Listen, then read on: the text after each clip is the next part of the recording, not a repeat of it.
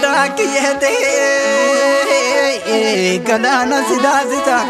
galana sidazizan osuman biyete tangoto da oromo ko nyaduna devisa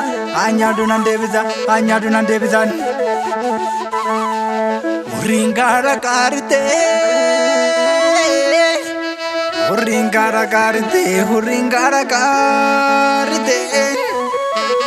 Ache como te arti gota gidinga de Ebo como te arti gota gidinga de Boru ko gota kapso gota gidinga de Moi ko gota kapso gota gidinga de Janje sa gota kapso gota gidinga de Kamalil mayebo gota gidinga de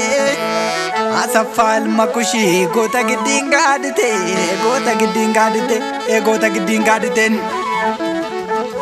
Gammachiis Gurmeessa hari namani studio amalen Gammachiis Gurmeessa hari namani studio amalen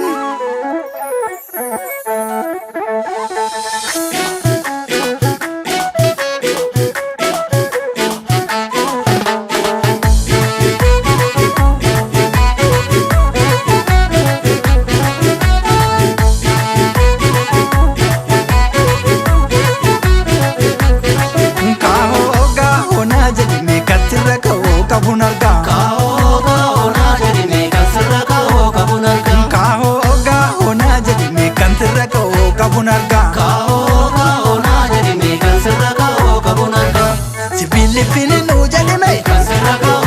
Ita fuba male jadi ka Otarane sani jadi me Rega mamale jadi ka Ana pada jete jadi me Kanite jetani jadi ka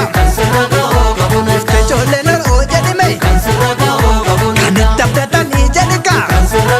Kaho oga ona jadi me Kansiraka o kabunarga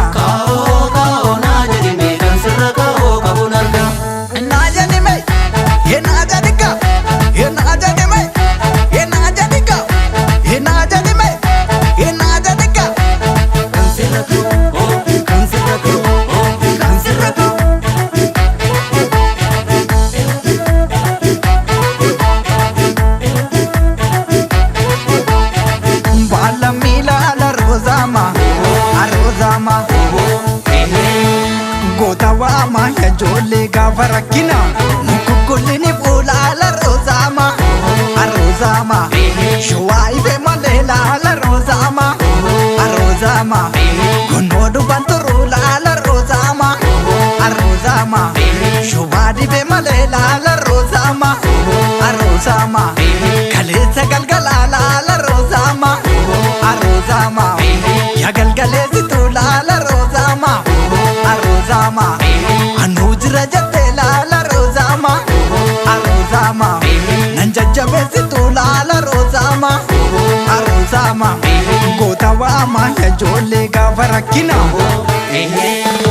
Gota wama ya jole gavarakina Dira wama ya jole gavarakina Gota wama ya jole gavarakina Dira wama ya jole gavarakina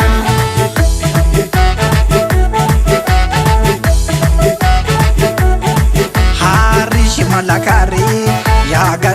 gade akami vari wagalo ligen Harishi malahari ya